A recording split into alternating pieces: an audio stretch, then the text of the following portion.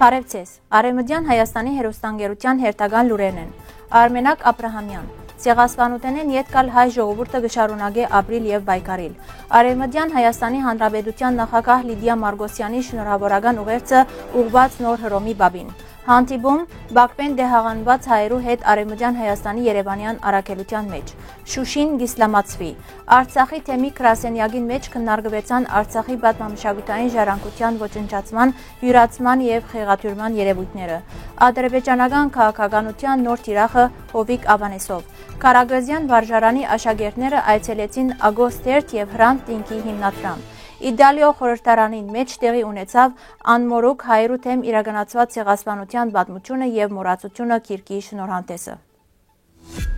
Western Armenia TV-ին դված հարցազրույցի ընթացքին Արևմտյան Հայաստանի ազգային խորհրդի նախագահ Արմենակ Ապրահամյանը անդրադարձավ հայերու դեմ իրականացված ցեղասպանության հիշադակի օրերուն շեշտելով, թե ապրիլ 24-ը միասնության օրն է ամբողջ աշխարհի հայության համար, թե հայրենիքի մեջ եւ թե սփյուռքի մեջ։ Ան ընդգծեց, թե հայ ժողովրդին մեջ տագավին կենթանի է նախնիներու ոգին, իսկ անոնց գրած ցավն ու գորուստը կփոխանցվին սերունդ։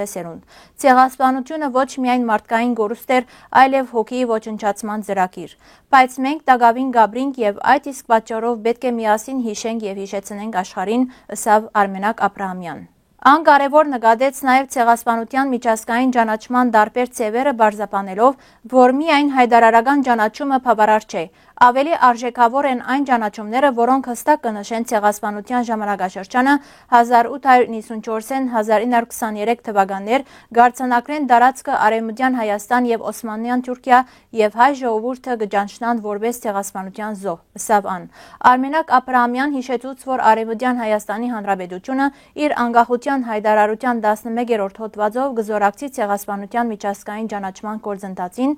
եւ որ Հայաստանի Հանրապետությունը ՄԱԳ-ի անդամ դարձած է 1992 թվականին անկախության հռչակագրի հիման վրա։ Ան շեշտեց նաև, որ որոշ երկիրներ, ինչպես Ռուսիա եւ Գերմանիա, ոչ միայն ջանցած են ցեղասպանությունը, այլև ընդունած են իրենց պատասխանատվությունը։ Մենք որպես ցեղասպանությունը վերապրած ժողովուրդ իրավունք ունենք պահանջելու արդարություն, եզրափակեց Արմենակ Ապրահամյանը։ Արևմտյան Հայաստանի Հանրապետության նախագահ Լիդիա Մարգոսյանի շնորհավորական ուղերձը Սրբազան քահանաբեդ Լևոն 14-ին, Գարին 9 մայիս 2025 թվական։ Սրբազան հայր, իմ ժողովրդի անունով գուղեմ ցեզ իմ սրդի ամենաչեմ շնորհավորանքները ձեր ընտրության առիթով, որտեղի ունեցավ 2025 թվականի 8 մայիսին։ Օրը, որ կհամընկնի երկրորդ համաշխարհային պատերազմի ավարտի տարեդարձին եւ կգրե խաղաղության խորաշարժ խորհուրդ։ Ձեր առաջին ելույթը եւ արտասանած առաջին բարերը դարձան այդ խաղաղության խոսքը։ Այդ խաղաղությունը, որ մեզ զրկված է Արևմտյան Հայաստանի հայ ժողովուրդը ավելի քան 100 տարի, կշարունակե իր ուղին հավատարմությամբ եւ խոնարհությամբ։ Մեր ազգը վստահ է, թե ձեր սրբությունիդ առաջնորդությամբ կարելի պիտի լա հաստատել գայուն խաղաղություն ամբողջ մարդկության համար եւ մանավանդ այն ժողովրդին, որ վաղուց ի վեր վիրավոր է։ Անոր սրբազան հողերը երբեմնի Նոյի եւ ամբողջ մարդկության զավակներու ապաստանած վայրերը գրնան վերածնիլ իրենց նախնիներու հողին մեջ ձեր կահագալության օրհնությամբ։ Սրբազան քահանաբեդ, խնդրեմ ընդունիք իմ ամենախորին հարկանքները։ Լիդիա Մարգոսյան, Արևմտյան Հայաստանի Հանրապետության նախագահ։ Արևմտյան Հայաստանի Հանրապետության Երևանյան առաքելության մեջ տեղի ունեցավ կարևոր հանդիպում մասնակցությամբ Բաքվեն դեղահանված հայերու։ Հանդիպումը նախագահեց Արևմտյան Հայաստանի Հանրապետության ազգային խորհրդի նախագահ Արմենակ Ապրահամյանը։ Քննարկման գլխավոր նյութերն էին Արցախի բնակիչներու իրավունքներու պաշտպանության հարցերը։ Մասնավորապես անդրադարձ կատարվեցավ մարդու իրավունքներու եվրոպական դատարան ուղարկված փաստաթուղթերուն։ Ներկայացվեցան անոնց նպատակն ու ընթացքը։ Առաջարկվեցավ, որ Բաքվեն դեղահանված անձերն ալ միանան այս իրավական գործընթացին համատեղ բայկարի շրջանագին մեջ։ Հանդիպման ընթացքին ներկաները ժիր գերբով մասնակցեցան քննարկումներուն, բաժնեկցելով իրենց մտահոգությունները եւ առաջարկները։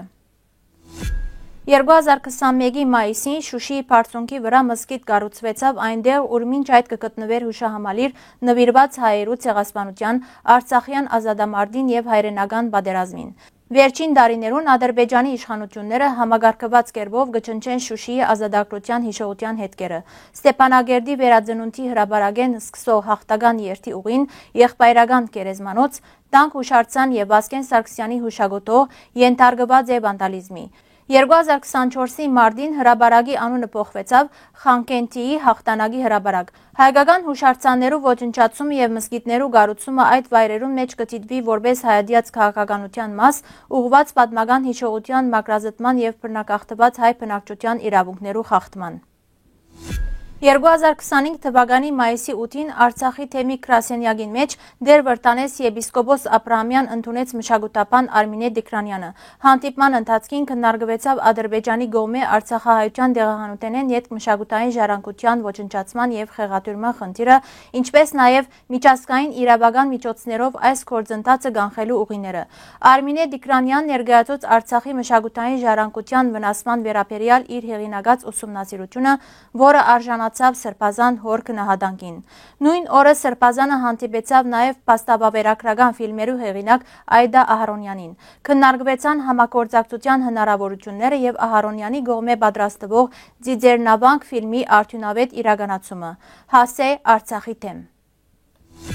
2025 թվականի մարտի 12-ին ստացած արփանյակային լուսանկարներու համաձայն Ադրբեջանը թիրախավորած է Մայրափերտ Ասկերանի հուշահամալիրը եւ Դիկրանագերտ Ագնա Ջամփուն մոտ գտնվող Դանք հուշարձանը նվիրված Արցախյան ազատամարտին։ Այս կոթողները ոչնչացված են ծանր տեխնիկայով, փաստելով ծրագրված մշակութային ավեր։ Մայրափերտի համալիրին մեջ ընդգրկված էին հայրենական պատերազմին եւ Արցախյան պատերազմին նվիրված հուշարձաններ, ինչպես նաեւ խաչքարմը, հիշադակ հայերու ցեղասպանության եւ Սումգայիթի չարթերու զոհերուն։